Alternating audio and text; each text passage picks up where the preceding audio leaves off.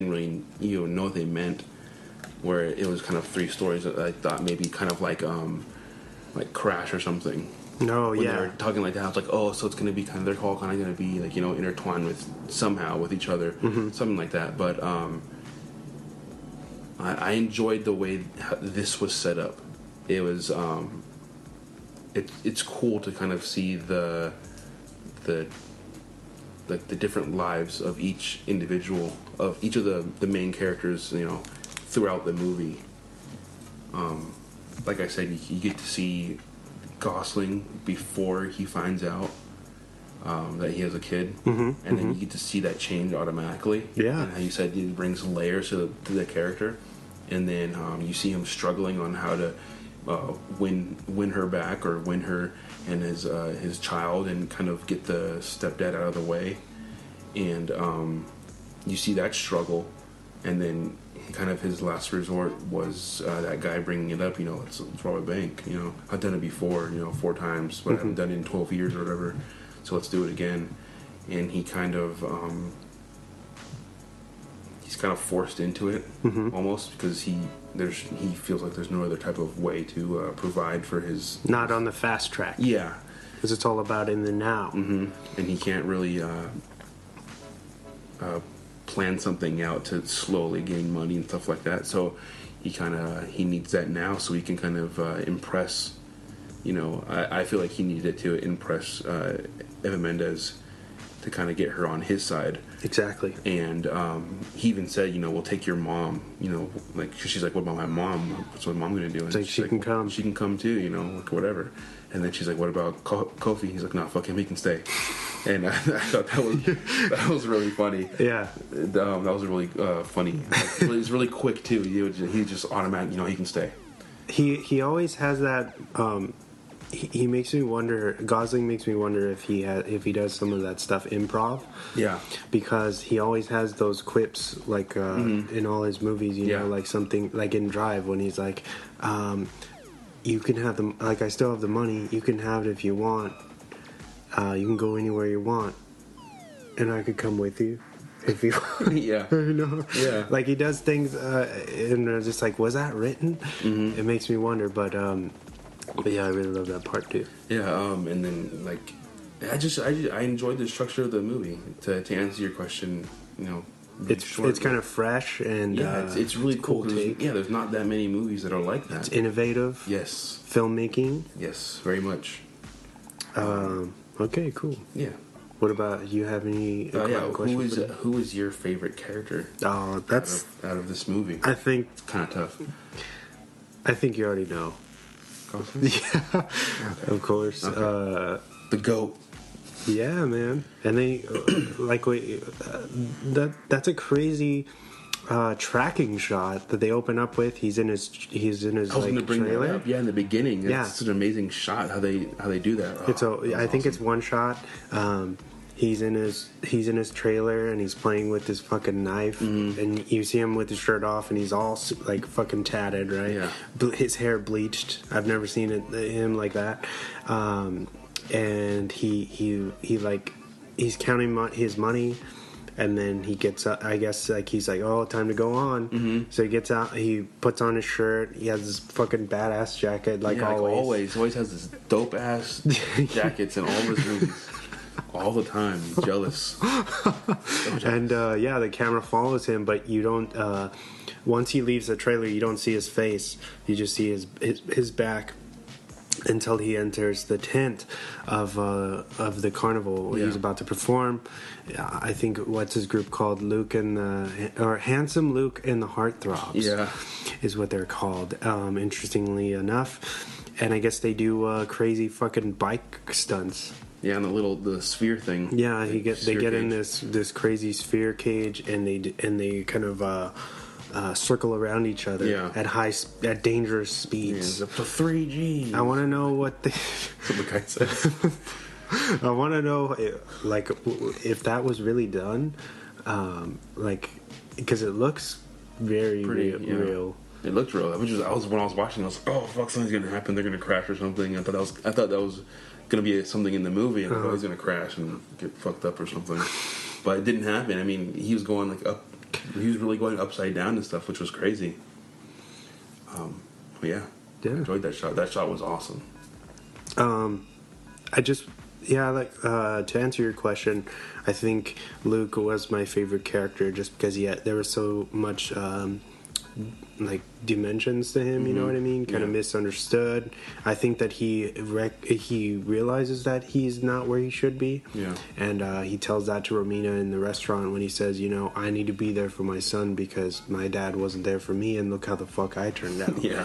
And that's basically his character in a nutshell. You know what I mean? It's like he's self-aware and he wants to give his son more than he had and a better life.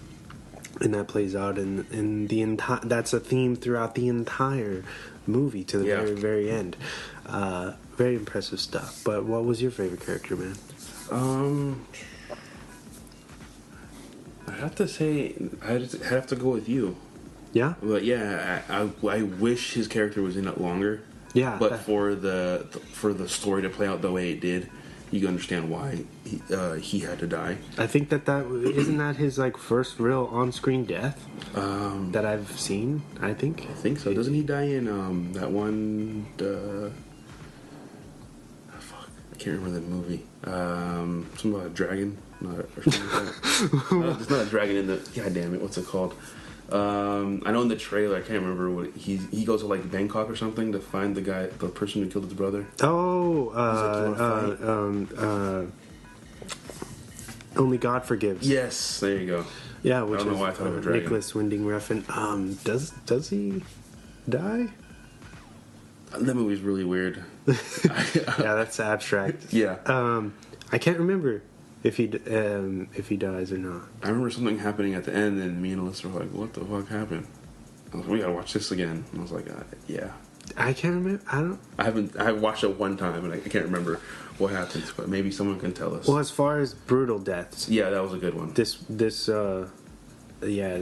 beyond the pines. It's crazy because you can see the blood just. Because he doesn't. I don't think he died from the gunshot. I think he died from the fucked up fall. Yeah. Because he fell from like a 2 or 3 story building. Yeah, he just falls out on his back. And I'm sure he flipped in midair, and his his fucking arms and his legs are all contorted. Yeah, it's pretty wild, man. Pretty eerie to see. It was a good one. Yeah, because it really it's like. And it lets you know that this movie's not fucking around, too. Yeah. Like, when that happened, because I know this was your first time. When I first watched that, I was like, wait, what? Yeah, that's exactly how I felt when is this the end of the movie? Yeah, but that was fast. It's a 45-minute movie. Okay. Cool. But no, I enjoyed that. That death was, it was necessary for the movie, for the storyline. Yeah. I think sometimes films, if you back yourself up into that corner and then you don't take I feel like you don't take a risk or do what's necessary, just because I feel like that was cool that they were like, oh, we're gonna kill off our main fucking the money maker protagonist. Yeah, that was cool. I liked it. How did you? I got a question. Yeah. How did you feel about the relationship between the two sons? From the things that I've heard about this movie through the years, that's the one part of the film that I think is kind of criticized. Okay. They say, Bradley Cooper and Gosling's segments are very strong, but when it gets to the kids, it kind of loses its steam. And I don't agree, man. Mm-hmm. I think that these guys, they do some heavy hitter performances as well. Yeah. I mean, if you're bothered by the fact that Bradley Cooper's son, I forget his Emery, I think his real name is. Oh, in the actual actor. Yeah, the actor. But what was his name in the movie? Avery Jr. Yeah, that's right. Like maybe you could say like his accent, or he's kind of like has this thuggish kind of bravado about him. If you want to think that that's bad acting, but it's not. I feel like that makes sense. That's just who he is. It's, how he grew up or whatever. Yeah, and I actually liked that. It was like a good, how do you say, contrast to Jason's kind of introvert, punk, like kind of punkish style, and I really like that because it plays on just because this kid comes from like a police background, or his family's involved in the police. He's still not a good kid. Yeah, you know what I mean. So it kind of plays on that myth of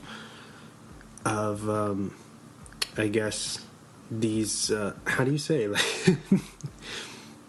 trying to say like the way your family is. like he's not true blue. Like I feel like people assume like cops follow, cops kids follow in their footsteps. And he wasn't. He was He's just not a product of his. It was almost as if he was just as bad as Jason. Yeah. And he came from a better background, you know what I mean? So what does that say? So I feel like, that was very interesting, too. I think a lot of it has to do with the, you find out after there's a funeral that happens, and it's Bradley Cooper's dad. So, and then you find out that Bradley Cooper and his wife are separated. Mm-hmm. And I would assume that's probably one of the reasons why he's kind of rebellious, because he's living with his mom, and she even says that he wants to live with him. Yeah. That's all he kind of talks about, and that's how I would think of it. Not saying that every kid who has like divorced parents or separated parents is a horrible kid or does drugs and stuff like that, but I think that's the reason why he kind of turned out the way he did, kind of rebelling. And I think that was probably written in there on purpose to give them that kind of, how do you say, like similar ground where they both come. Like he may not have lost his dad, but he never had that kind of connection with him the way, and it kind of. I guess it plays into that, like the legacy of fathers and sons, and and family ties, and I think that's a really cool concept, and it was executed very well. Yeah. In this epic, and I feel like this film feels very, very epic. Oh, yeah. and big. Yeah. You know what I mean? And I'm sure it was shot on a modest budget, and it looks fucking fantastic. Yeah, this movie looks amazing. Do you want to do Swan Facts real quick? Yeah, let's jump into those. All right. Swan Facts. Oh yeah, let's get started. Swan Facts. All right, I have a few of these for this one. Most of the film was shot on location in Schenectady, New York. It's a hard word. one. Yeah. I guess that's actually a Native American word, which translates to beyond the Pine Plains. Nice. Yeah, so that's actually what the title.